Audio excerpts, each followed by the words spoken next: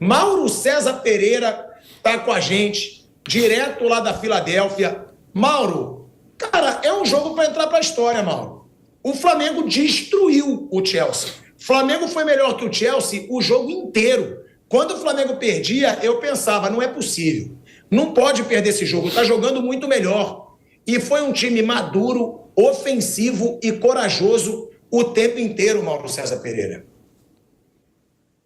Foi uma grande vitória, né? Uma vitória com uma assinatura do técnico e uma vitória do Flamengo. É preciso as pessoas entenderem o seguinte: nada contra jogar por uma bola, jogar fechado. O Botafogo jogou assim ontem e jogou muito bem. Futebol oferece diferentes possibilidades de você praticá-lo, enfrentar um adversário mais forte. Mas eu acho que tem um ponto importante aí que quem é Flamengo entende, que é o Flamengo jogar como Flamengo.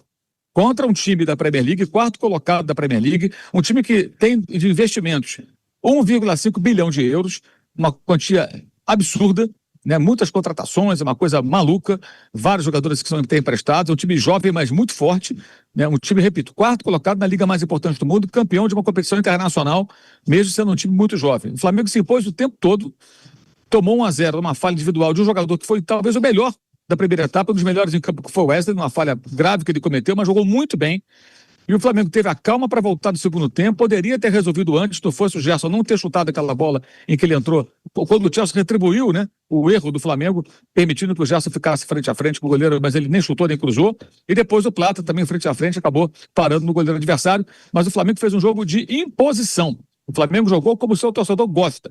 Mesmo sendo um time importante, um time da Inglaterra, um time forte, acostumado a jogos de muita intensidade, teve dificuldades, pecou por não finalizar no primeiro tempo, mas no conjunto da partida foi, de fato, um jogo para o torcedor ficar muito orgulhoso, porque foi uma vitória autoral, né, do técnico e do time. O técnico entende qual é o clube, ele sabe muito bem o que é o Flamengo. O torcedor do Flamengo ele pode até admitir jogar retrancado, fechado, se você não tem bons jogadores. Aí você não tem opção. Mas tendo o investimento que tem, ele quer o Flamengo jogando dessa maneira. Sempre que possível. Se o adversário não permitir, porque ele é muito melhor, paciência. Você tentou. Eu acho que isso deixa o torcedor do Flamengo muito orgulhoso. O Felipe Luiz não só é rubro-negro, como entende muito bem isso. E tem uma mentalidade de futebol que se encaixa com esse propósito, de ser impositivo, de querer a bola e de tentar agredir o adversário. No dia que o time dele finalizar mais e tiver um melhor aproveitamento ofensivo, proporcional ao tempo que tem a bola e controla as partidas, ele vai ter um time muito difícil de ser batido no futebol sul-americano e até, quem sabe, em competições como essa. Agora, Mauro, eu falava, né, do orgulho que dá, né, ver o jeito que o Flamengo jogou hoje. Porque o Felipe Luiz falou na coletiva, mas nem eu imaginava que eu fosse ver um jogo Flamengo e Chelsea de verdade, com tanta pressão do Flamengo. Quando eu falo que podia sair 4, 5, eu juro que eu não acho que eu estou exagerando. Foram algumas chances claras desperdiçadas pelo Flamengo. O Flamengo atacou o jogo inteiro. Agora, muita gente fica também usando tá calor, essas desculpinhas também para dizer que o Chelsea cansou. O Flamengo foi melhor, né, Mauro? Desde o primeiro minuto. Não tem negócio de calor, não tem negócio de dizer que o europeu estava cansado por causa da temperatura. Desde o primeiro minuto o Flamengo foi melhor. E foram raros os ataques do Chelsea. Eu queria, Mauro, saber de você se você aponta alguns destaques individuais, né, nesse time do Flamengo. É impressionante o que esse Jorginho faz o time jogar, né? Que ele chegou agora e parece que ele já está no time há um bom tempo. Acho que o Gerson, o Wesley também fizeram partidaças. Eu gostei do Plata. Plata também se movimentando muito, criando muito. Você chama atenção, Mauro, para algum destaque individual? E outra, o Flamengo pode ser o líder do grupo, né? Agora é o favorito, a liderança, e aí vai pegar provavelmente Boca Juniors ou Benfica, vai fugir do Bayern de Munique, irmão. Para mim, tirando esses nomes que você citou, o Wesley, que falhou num gol, mas ele evitou um gol do Dilep ainda no primeiro tempo, ele travou o atacante do Chelsea quando fatalmente ele marcaria o gol, ficaria cara a cara com o Rossi. Acho que jogou muito bem o Wesley, fora o lance do erro, que ele foi muito infeliz, mas ele reagiu, continuou bem na partida, né? Gostei muito do Plata, embora tenha desperdiçado uma chance frente a frente com o goleiro, poderia ter finalizado melhor, mas ok, participou muito bem dos jogos, participou de gol, mas o cara do jogo é o Bruno Henrique. O Bruno Henrique saiu do banco e vira o jogo. Sai o Arrascaeta, entra o Bruno Henrique e ele participa com um gol e uma assistência.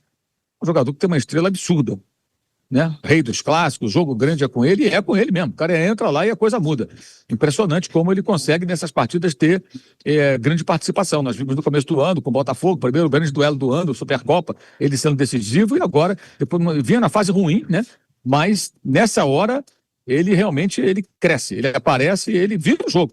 Ele faz um gol e dá um passe para o outro. Eu acho que o Bruno Henrique foi um personagem gigante nesse jogo, numa vitória muito, muito marcante do Flamengo. Repito, especialmente por jogar como Flamengo. Isso quem não é Flamengo talvez não entenda. Quem é rubro-negro está entendendo muito bem o que eu estou falando. O torcedor do Flamengo gosta disso aí. O time propositivo.